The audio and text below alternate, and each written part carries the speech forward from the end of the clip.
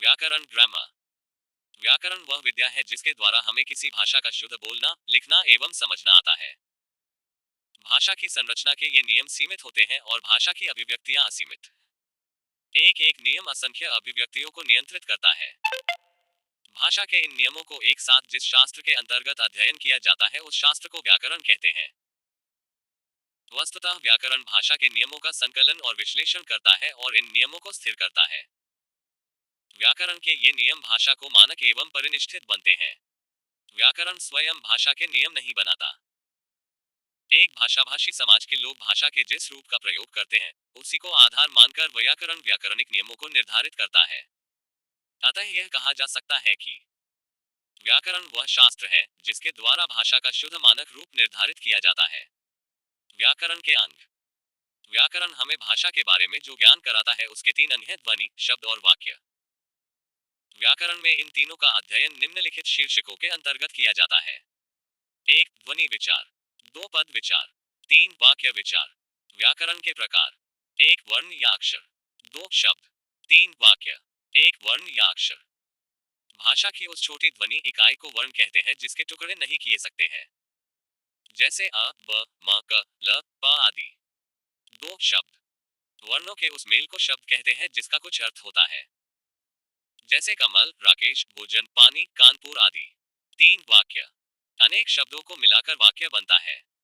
ये शब्द मिलकर किसी अर्थ का ज्ञान कराते हैं, जैसे सब घूमने जाते हैं, राजू सिनेमा देखता है। हिंदी व्याकरण की विशेषताएं।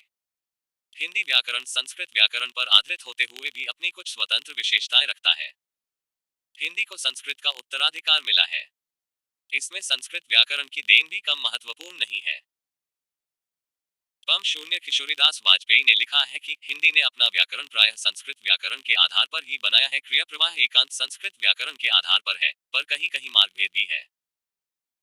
मार्गभेद वही हुआ है जहां हिंदी ने संस्कृत की अपेक्षा सरलतर मार्ग ग्रहण किया है। ध्वनि और लिपि। ध्वनि। ध्वनियां मनुष्य और पशु दोनों की होती हैं। कुत्ते का भूंकना और बिल्ली का म्याऊं म्याऊं करना पशुओं के मुंह से निकली ध्वनियां हैं। ध्वनि निर्जीव वस्तुओं की भी होती है, जैसे जल का वेग, वस्तु का कंपन आदि। व्याकरण में केवल मनुष्य के मुंह से निकली या उच्चारित ध्वनियों पर विचार किया जाता है। मनुष्यों द्वारा उच्चारित ध्वनियां कई प्रकार की होती हैं। एक तो वे जो मनुष्य के किसी क्रिया विशेष से निकलती हैं, जैसे चलने की ध्वनि।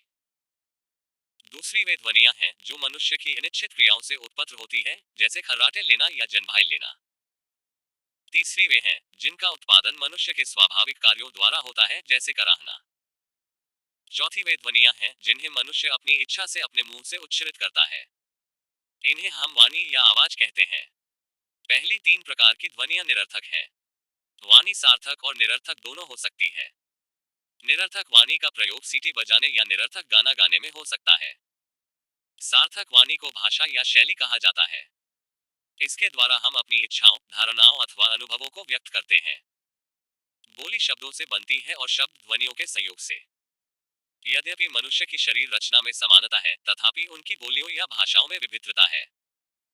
इतना ही नहीं, एक भाषा के स्थानीय रूपों में भी अंतर पाया जाता है, पर पशुओं की बोलियों में इतना अंतर नहीं पाया जाता। मनुष्य की भाषा की उत्पत्ति मौखिक रूप से हुई। भाषाओं के लिखने की परिपाटी उनके निर्माण के बहुत बाद आरंभ हुई।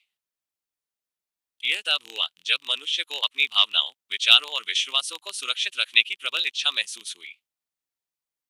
आरंभ में लिखने के लिए वाक्य सूचक चिन्हों से काम लिया गया और क्रमशः शब्द चिन्ह और ध्वनि चिन्ह बनने के बाद लिपियों का निर्माण हुआ। चिन्हों में परिवर्तन होते रहे।